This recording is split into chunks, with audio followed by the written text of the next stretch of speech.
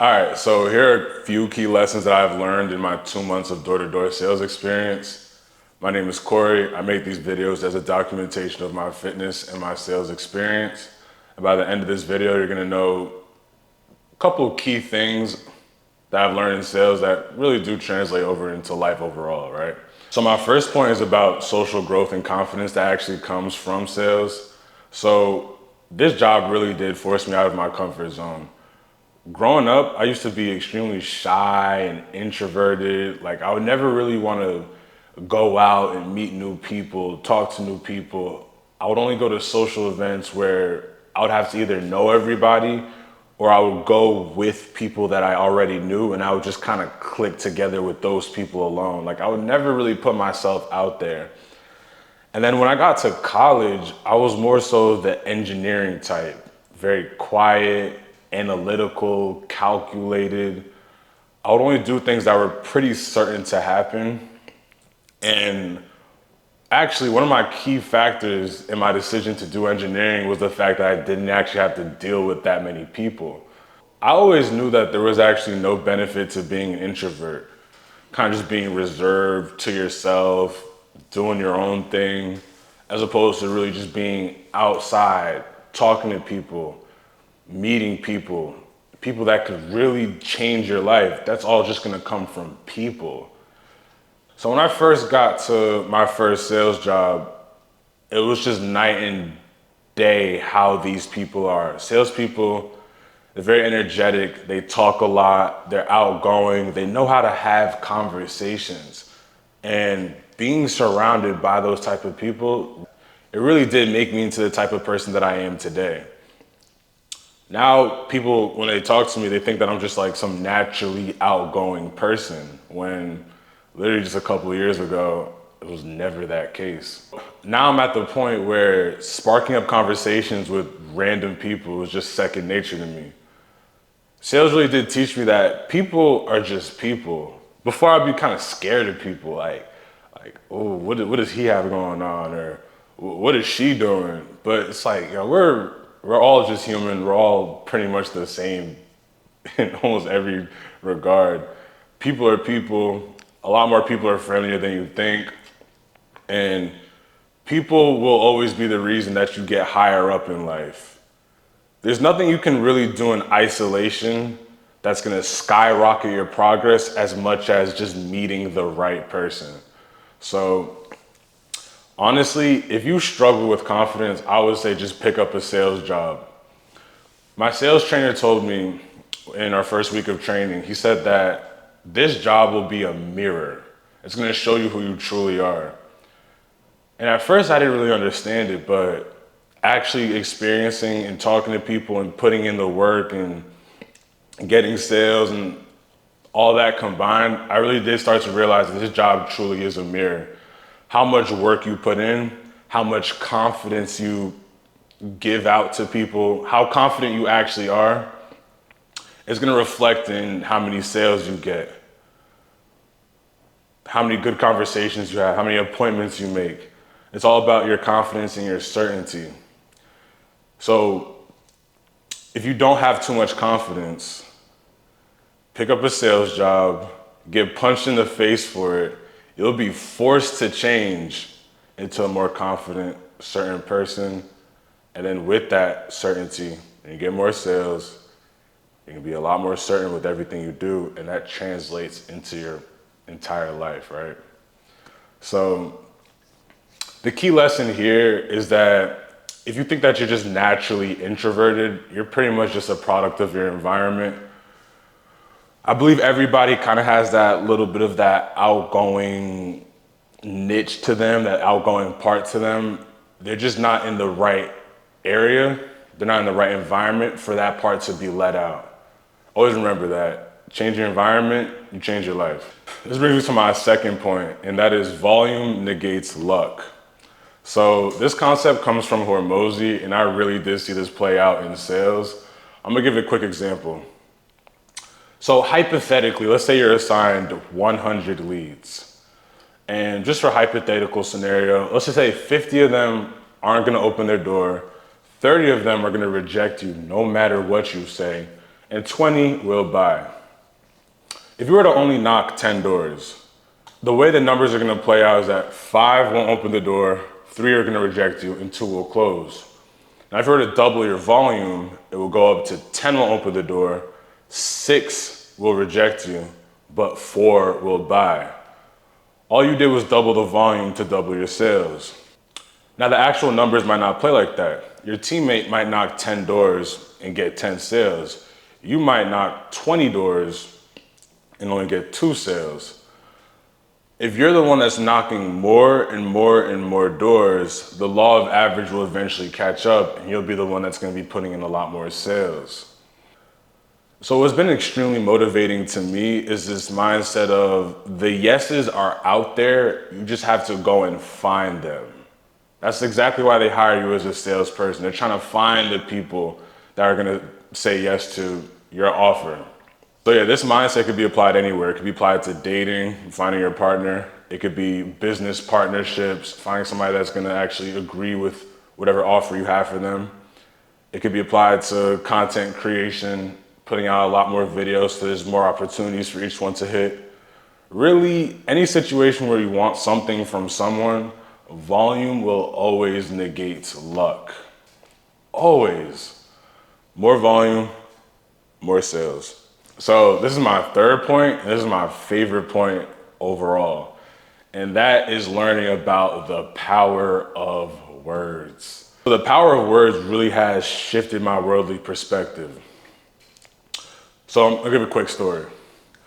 I've never actually worked a sales job, so I never knew how much sales reps truly did make. Now, when I first got to my first sales job and we were in training class, he was telling us about the commission structure of our current job. And we were just seeing how top reps in our company were making like 20,000 a month, 30,000 a month. And it all hit me like, these people are making mid 6-figure salaries from just talking to people. That's all they do. It's a door-to-door sales job. They just walk around neighborhoods, knock on people's door, have a 10-minute conversation, and they get paid. These people had no college degree, no fancy technical skills, just some vocal cords that we all have.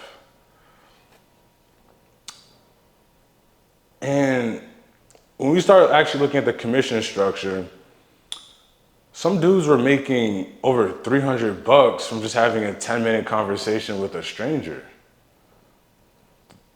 $300? Like, I was working Uber Eats before this. To make $300, I had to work 12 hours on a Friday and Saturday to pull in that type of money. I had to actually drive through traffic, pick up people's food, walk up through people's apartments, and actually deliver something, like actually do something to make that type of money. And some dudes were just making this from a 10-minute conversation.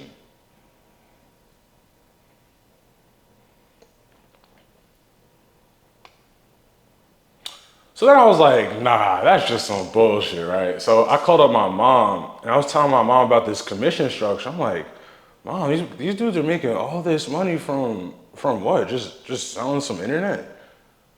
And then she was like, those are just props, just fake people they put out there to motivate new hires to try and reach those numbers, right?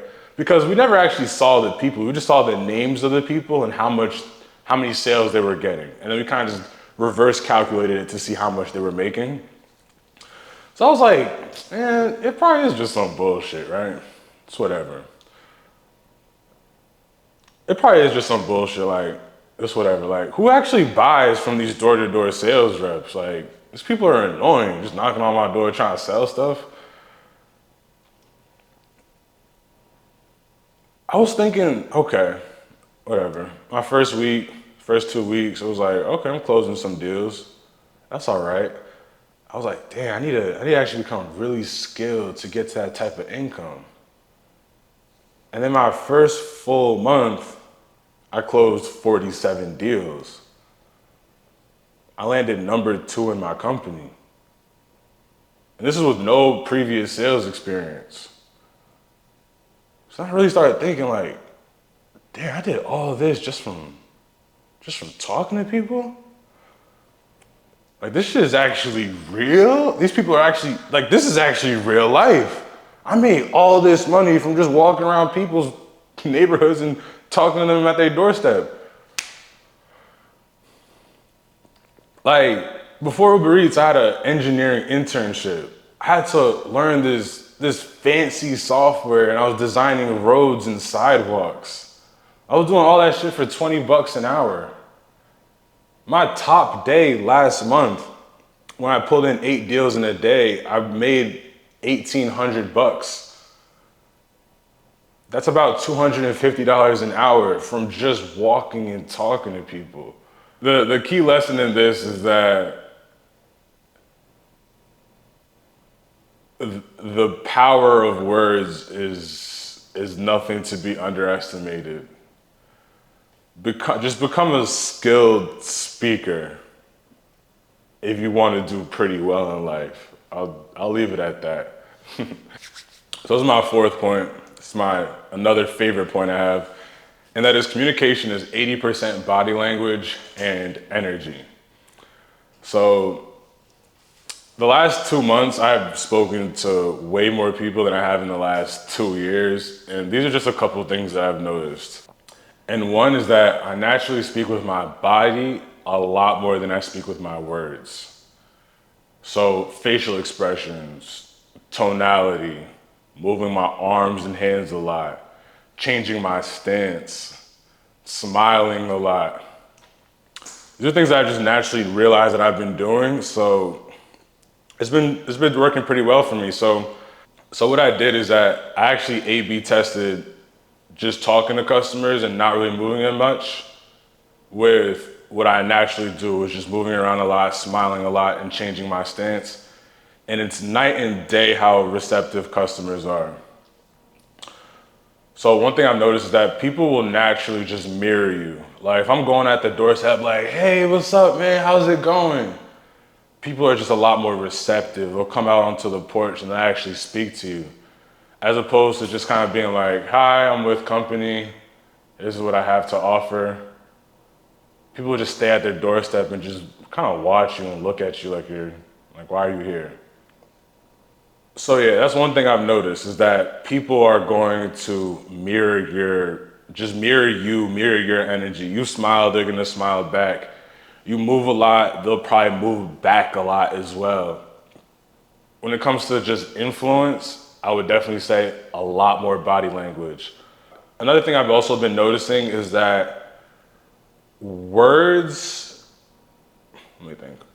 alone just don't matter as much as the energy that you assign them.